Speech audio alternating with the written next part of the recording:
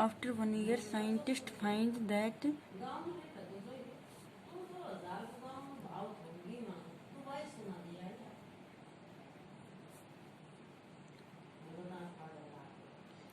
the clock of his assistant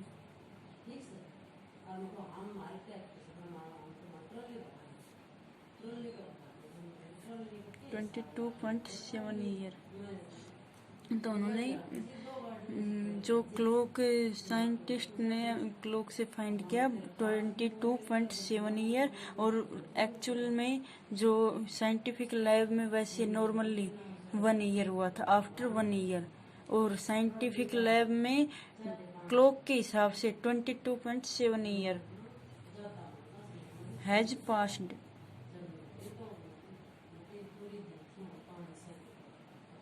By using formula of time dilation,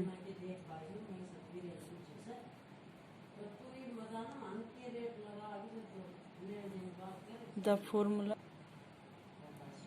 by using formula of time dilation, delta t dash is equal to delta of t root of 1 minus v square, delta t upon root of 1 minus इसकी value रख दी, और delta T की value क्या रखेंगे, हम 1 रखेंगे, क्योंकि हमारा टाइम क्या है कि आफ्टर 1 ईयर निकाल रहे हैं, तो ओनली 1 आएगा यहाँ पे। तो 22.7 ईयर्स है। दस assistant age is 40 + 1 41 year. Scientist और असिस्टेंट एज, असिस्टेंट जिसे हमने स्पेस जर्नी भेजा हुआ है, तो उनकी क्या हुई 16 + 22.7 यानी 38.7 year. In this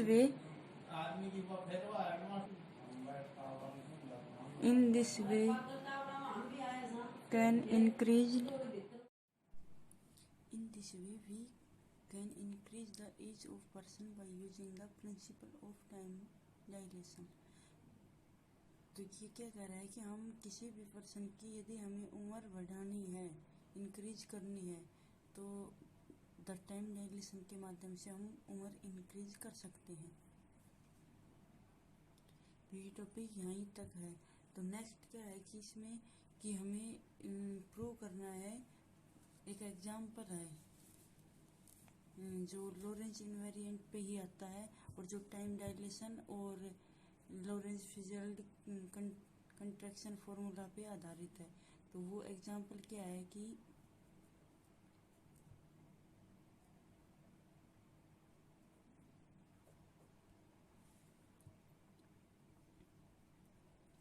prove that dx² dy² dz² -c² d of t² is Lorentz invariant।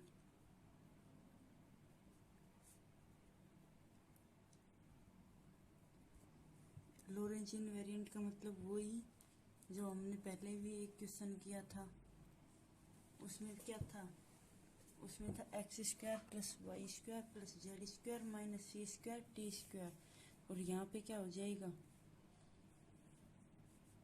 Solution में क्या लिखेंगे, नाउ वी शो दैट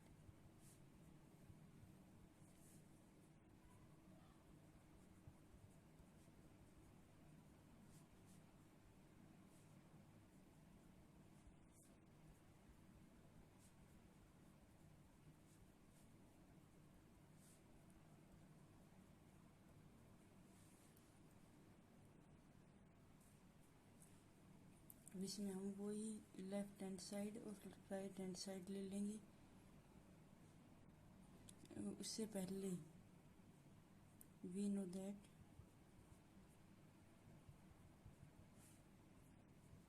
इसे क्वेश्चन 1 नंबरिंग कर देंगे। वी नो दैट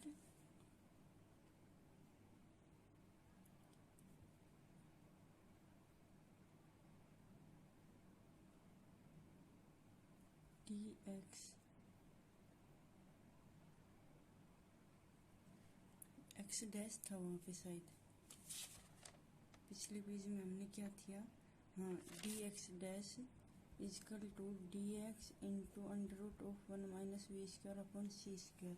ये हम कैसे लिखेंगे, वहाँ था हमारा x2 dash minus x1 dash equal to x2 minus x1 into under root of 1 minus we square upon C square. इसको वही हमने जैसे टाइम डायलेशन में लिया था, डेल्टा ऑफ टी और डेल्टा ऑफ टी डैश और डेल्टा ऑफ टी, उसी प्रकार डी ऑफ एक्स डैश और यहाँ पे डी ऑफ एक्स और ये मल्टीप्लाई में, तो ये इक्वेशन 2 हो जाएगी बाई, ये हमने लिया है बाई लॉरेंज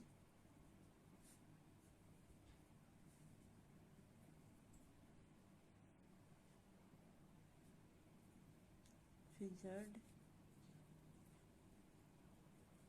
कंस्ट्रक्शन फॉर्मूला। और y डैश बराबर y और z डैश बराबर z, ये लॉरेंज ट्रांसफॉर्मेशन से लिया गया है। और delta of T dash equal to delta of T upon under root of 1 minus we square upon C square है हमारा। तो यहाँ से हम क्या लिख देंगे, D of T dash equal to D of T upon under root of 1 minus we square upon C square, equation 4। अब हम क्या करेंगे कि राइट हैंड साइड वाली इक्वेशन में इन सभी की, अब यहाँ से इक्वेशन थ्री इसको क्या नाम दे देंगे, रुको एक मिनट, इसको डी ऑफ वाई डैश बराबर D of Y, D of Z dash बराबर डी ऑफ जेड, और फिर इक्वेशन 3 नाम दे देंगे। अब 2 3 4 1 में पुट कर देंगे यूजिंग 2 3 4 इन 1। तो सबसे पहले क्या लेंगे, RHS राइट हैंड साइड, और D x dash D Y dash D Z dash minus C square D of T dash का स्क्वायर यूजिंग 2 3 4। अब यहाँ से क्या जाएगा, डी ऑफ एक्स का square into under root of 1 minus we square upon C square, D of Y square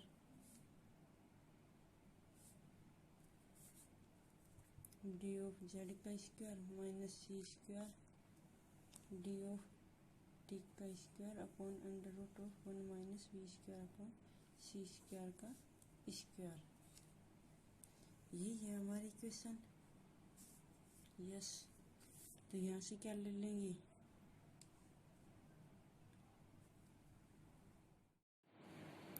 next हमारा क्या है कि एक एग्जांपल है कि prove that D x square D Y square D Z square minus C square D T square is Lorentz invariant.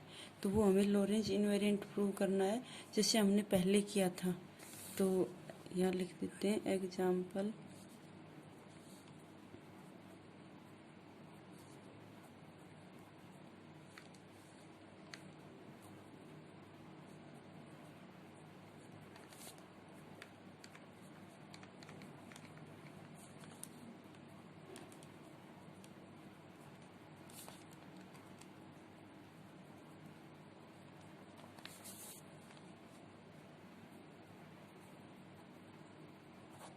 Solution में हम क्या करेंगे, we show that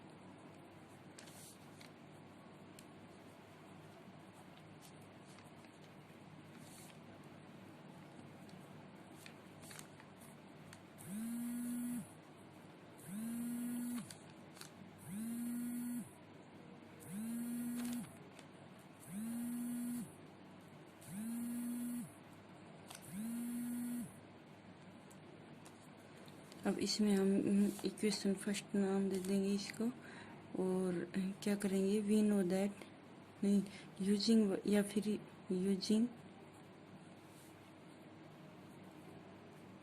Lorentz transformation,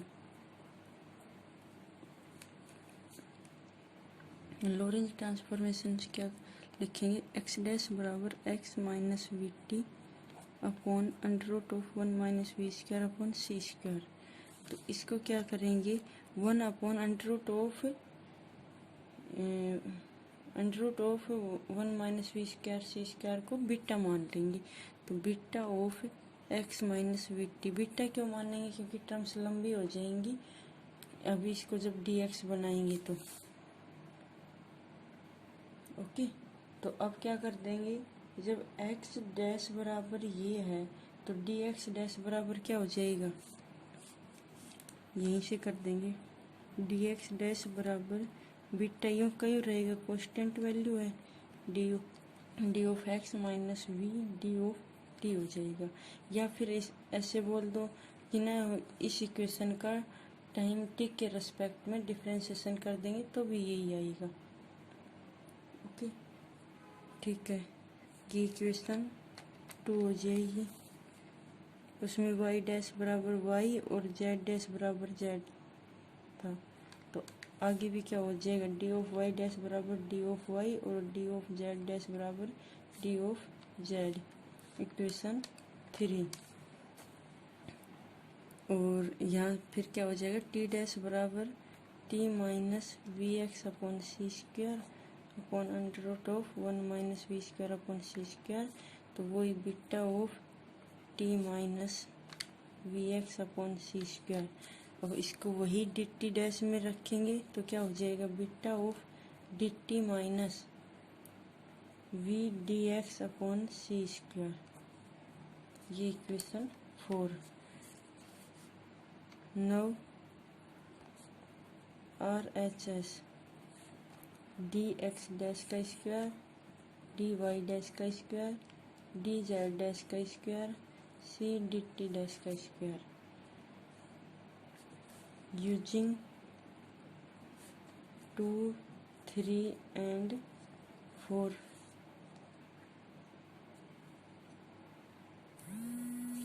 इसमें क्या करते हैं, D x dash D X का square,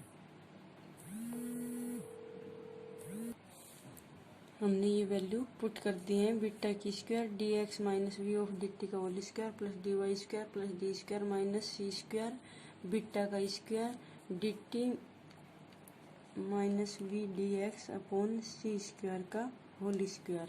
अब इसको हम ओपन कर लेंगे यहाँ से,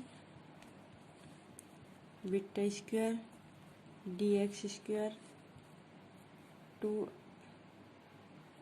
we D x D T plus V square D T square plus D Y square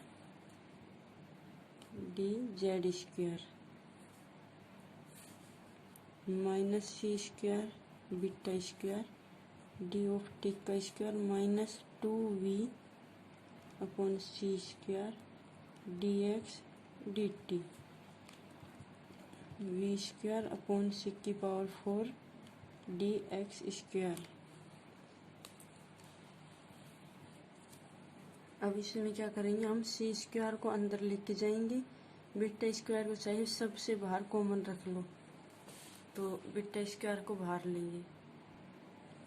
इसके बाद जब हम इसमें बीटा स्क्वायर कॉमन लेंगे तो हमारा D x square minus 2v D x D T plus V square D T square plus D Y plus D Z upon में beta square minus सी square D T square, हमने C square को अंदर लिया minus सी square को, तो C square D T square minus minus plus 2v D x D T minus we square upon C square D x square.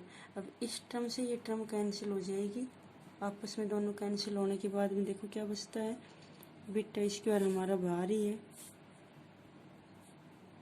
Beta square अंदर से हमने क्या लिया, डी एक्स स्क्वायर कॉमन ले लिया, तो यहाँ से डी एक्स स्क्वायर कॉमन लिया तो 1 माइनस यहाँ से वी स्क्वायर अपॉन सी square plus D Y square plus D Z square upon beta square. आगे हम क्या करेंगे, ये दो टर्म बचेंगी हमारी, इसमें से हम क्या लेंगे, माइनस सी स्क्वायर कॉमन लिया, माइनस सी स्क्वायर डी टी स्क्वायर, तो 1 यहाँ से 1 आया, यहाँ प्लस माइनस माइनस हुआ, वी स्क्वायर अपॉन सी स्क्वायर, क्योंकि डी तो हमने बाहर ले लिया, तो वी अपॉन सी हो जाएगा, वी स्क्वायर अपॉन सी स्क्वायर, और ये कोष्टक बंद। अब हम put the value of beta, beta को क्या मानना था हमने, बीटा इजकल टू था हमारा 1 upon under root of 1 minus we square upon C square, तो यहाँ से क्या रख देंगे, 1 upon 1 minus we square upon C square, ये तो बीटा की वैल्यू थी, जब इसका स्क्वायर करेंगे तो अंडर रूट हट जाएगा, तो यहाँ से d x square 1 minus we square upon C square, D of Y square plus d of z square upon 1 minus we square upon C square, upon beta है तो ये यहाँ जब अपॉन बीटा की वैल्यू रखेंगे तो बीटा की value है हमारी 1 upon 1 minus we square upon C square, जो ये ऊपर चला जाएगा, नेक्स्ट टर्म में कर देंगे c square D of T का square into 1 minus we square upon C square,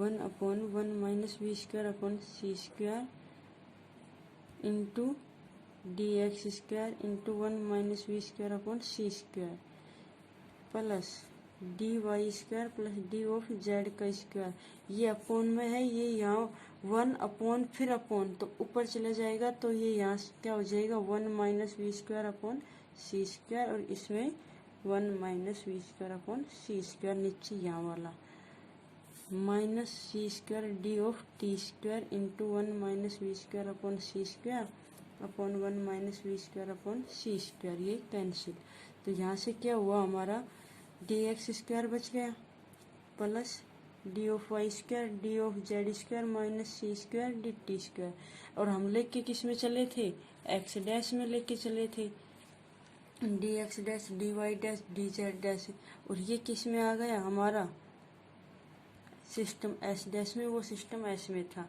तो hence D x D Y D Z और D T is Lorentz invariant, ये सॉल्यूशन हुआ इसका। नेक्स्ट क्वेश्चन क्या है, एग्जाम्पल ही है, so that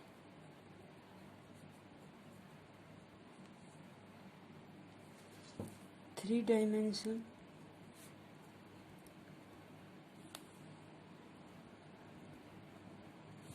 volume,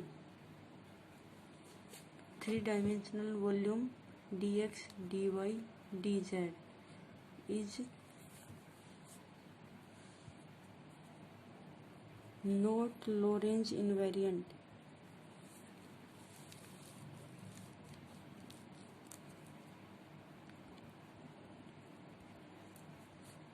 while four-dimensional volume is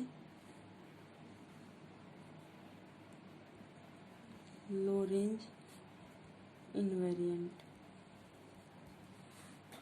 तो सॉल्यूशन में क्या लेंगे,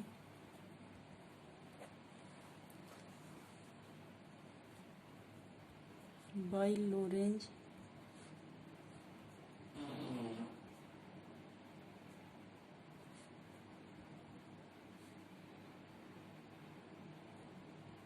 फिजर्ड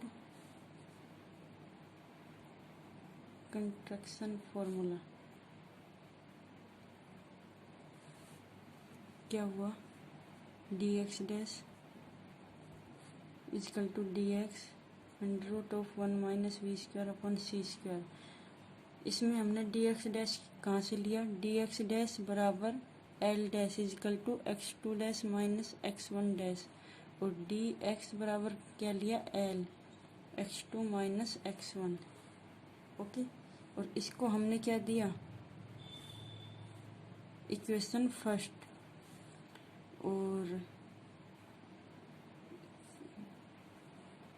टाइम डायलेशन से कि बाई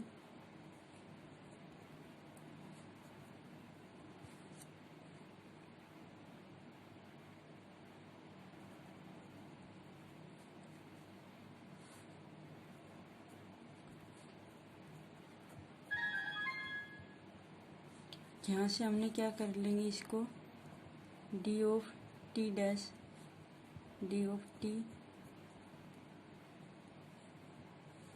इक्वेशन 2, जहाँ d of T dash equal to delta of T dash और डी ऑफ टी बराबर डेल्टा ऑफ टी, या तो ऐसे रख दो या फिर ऐसे रख दो, एक ही बात है। तो इक्वेशन फर्स्ट और सेकंड कहाँ से ली हमने, कॉन्सिक्वेंस ऑफ लॉरेंज ट्रांसफॉर्मेशन के दोनों पार्ट, एक पार्ट और बचा हुआ है अभी साइमल्टेनियस। वैसे इसका डायग्राम क्या बनेगा,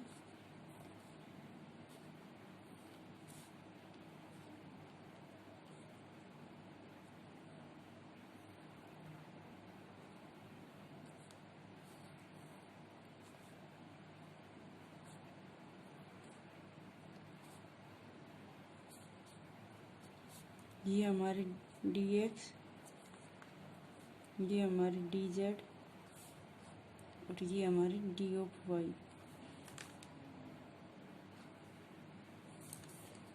अब यहाँ क्या लिखेंगे हम,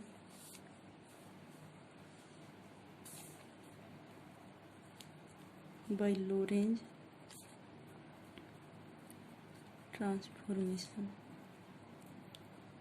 देखो हमने dx ले लिया, dy ले लिया, dx ले लिया और dt ले लिया, और हमारा लॉरेंज ट्रांसफॉर्मेशन से y डैश बराबर y और z डैश बराबर z है।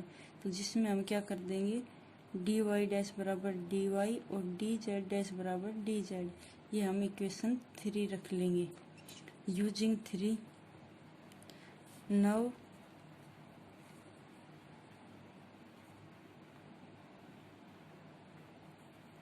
वॉल्यूम ऑफ 3 डायमेंशनल,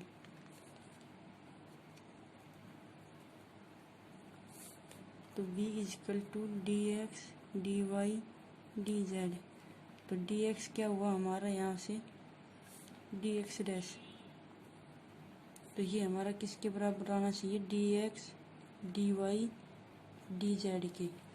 तो यहाँ से हम v इजिकल टू क्या रखेंगे, इसमें वैल्यू रखेंगे dx डैश क्या था हमारा, dx into under root of 1 minus we square upon c square, dy dash dy और dz डैश dz ही है।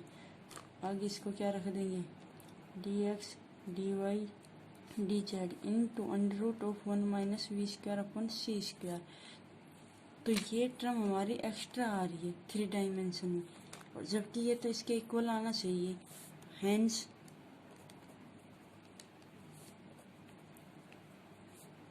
Three dimensional volume is not Lorentz invariant.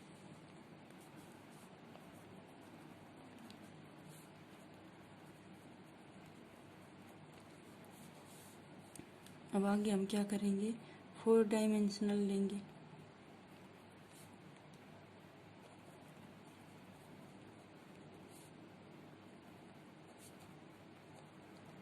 Volume, तो उसमें v बराबर क्या ले लेंगे, dx dash dy dash dz dash dt dash dx dy dz dt, ये होना चाहिए। तो v equal to dx dash dy dash dz dash d of t dash equal to dx under root of 1 minus we square upon C square, dy का dy dz का dz और d of t upon under root of 1 minus we square upon C square. इससे ये term cancel हो जाएंगी, तो यहाँ से आ जाएगा dx dy dz d of t। Hence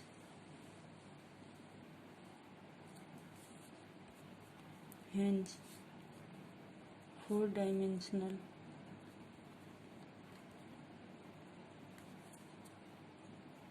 volume is Lorentz invariant। अब अभी मैंने जैसे बताया आपको कि Lorentz consequence of Lorentz transformation में 3 टॉपिक थे हमारे, जिसमें फर्स्ट टॉपिक था लोरेंज फिजल्ड कंस्ट्रक्शन फॉर्मूला, और सेकंड था हमारा टाइम डायलेशन, और अभी हमारा थर्ड टॉपिक है साइमल्टेनियस।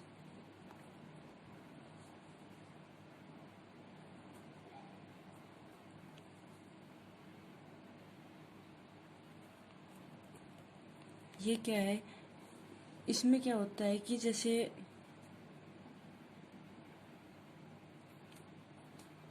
ये कोई सिस्टम है जिसमें 2 इवेंट्स सेम टाइम हैपन हो रही है।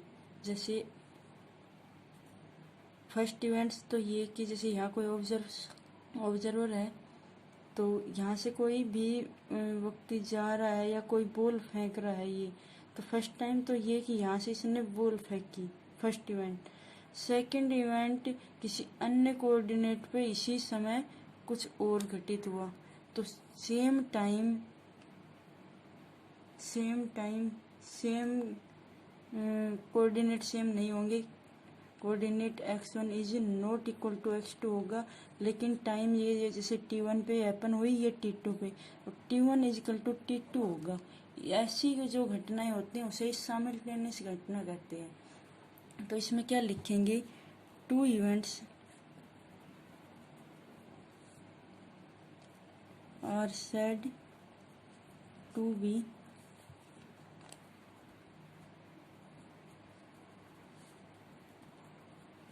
if both happen at the same time।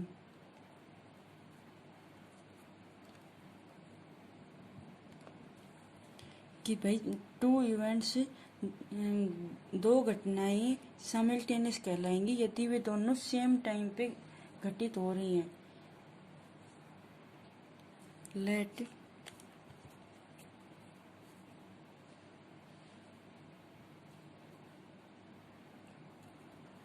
events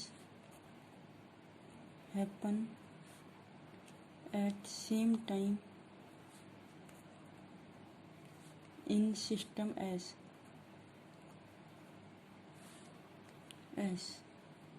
तो वो क्या हुई, at different points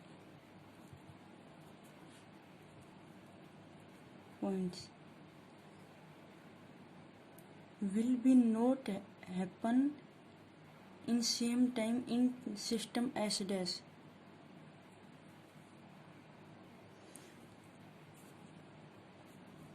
then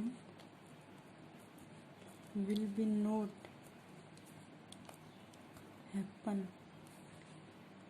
at same time in system S dash. ये क्यों, देखो, let us consider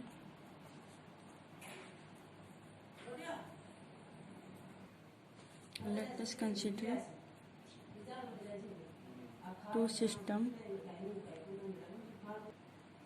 Let us consider two system S and S dash is moving relative to S with velocity v along positive direction of x-axis.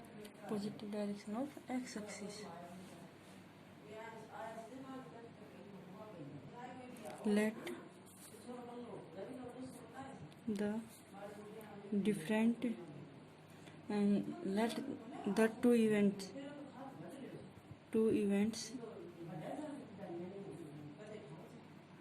let the two events in system S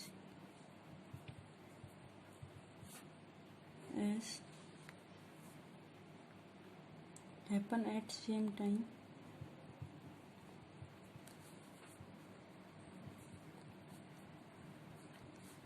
t and different points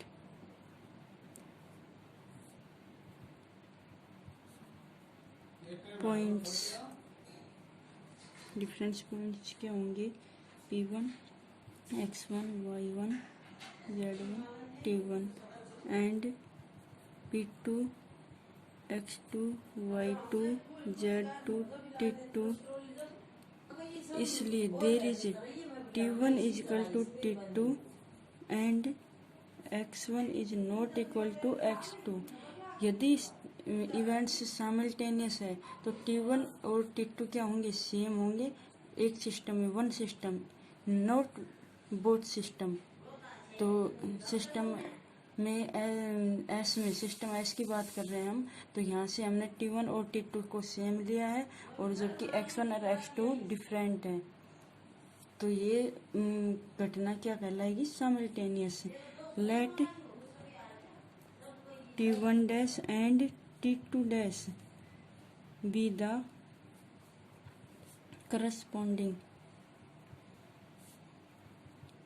corresponding time in system S dash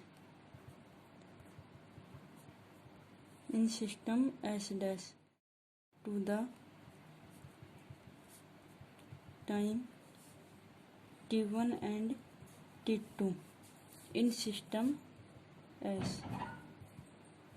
ये system S की जो t1 और t2 हैं, इन्हीं के corresponding system S dash में क्या हुए, t1 डैश और t2 डैश। तो हमें ये देखना है कि जैसे सिस्टम S में तो हमारा साइमल्टेनियस है इवेंट्स, लेकिन क्या हमारा सिस्टम S डैश में भी साइमल्टेनियस है। तो इसके लिए हम क्या करेंगे, bye Lorentz transformation.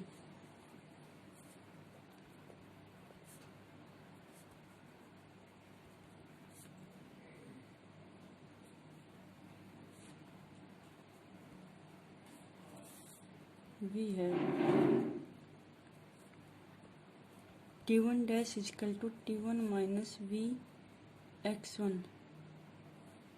Upon C square upon under root of 1 minus we square upon C square and t2 dash equal to t2 minus we x2 upon C square upon under root of 1 minus we square upon C square. तो यहाँ से क्या करेंगे, t2 dash minus t1 dash equal to v upon C square x2 minus v upon x1 C square upon under root of 1 minus we square upon C square. जबकि हमारा t1 और t2 क्या है, सेम है, तो ये तो cancel हो जाएंगी और हमारे क्या बचे, ये वैल्यू बचेंगी।